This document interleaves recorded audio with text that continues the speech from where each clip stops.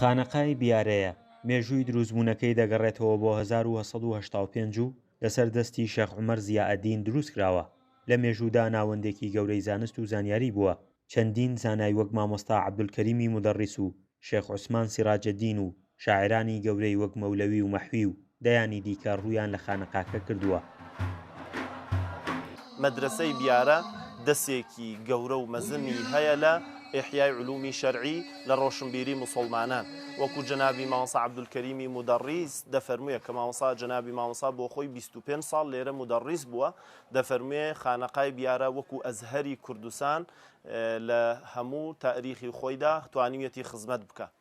بۆیە بیارە پێگەیەکی مەزنی هەیە بەبۆن ئەو خزمەتە گەورەی لە دڵی زانایانی کوردەواری بە تایبەتیش لە عالەمی ئیسلامیدا، چونکە هەمویان سەرچاوەی عیلم و زانستیان دەگەڕێتەوە بۆ ئەو کانیە گەورەیە کە بیارەی شەریفە.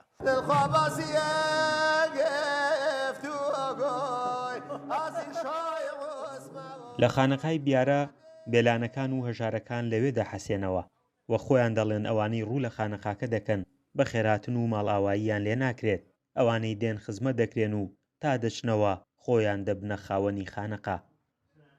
ئەتوانێت فەقێ پەروەردە بکات و بیکا بە مامۆسای ئاینی و لە مزگەوتەکانە لە شارەکانە لە لادەکانە خزمەت بکەن و پاشان لانگەیەکە بۆ فەقیر و بۆ هەژار و نەدارەکان ئەو کەسانەی کە فەقیر و هەژارن لەم شوێنەیە جێگەیانە بێتەوە، ئەو کەسانەی کە بێلانن، ئەو کەسانەی کە هەتیون، ئەو کەسانەی کە سەرچاوەیەکی بژێوی ژیانیان نییە پەنا ئەێنن بەم شوێنە هەر لە دەرزەمانەوە تاوەکو ئێستا لانگەیەک بووە بۆ پەناگایەک بووە بۆ ئەو فەقیر و هەژارانە.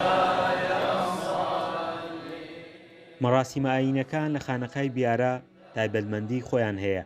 ئەمە مەراسیمی مەولودی پێغەمبەری ئیسلامە کە سەدان هاوڵاتی لە پارێزگا جیاجیەکانی هەرێم و عێراق کۆ کردووەتەوە.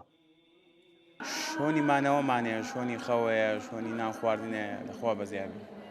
حتا بۆ ئیوانەکانیش هەیەن لە بەغاوەیەن لە هەولێرەوەیان لە شوێنانیان ئێمە هەر خزمەتی ئەوانیشەکەین. یعنی خانەقای بیارە خزمەتی میوانیشەکە و ئەو فەقیانەشەکە.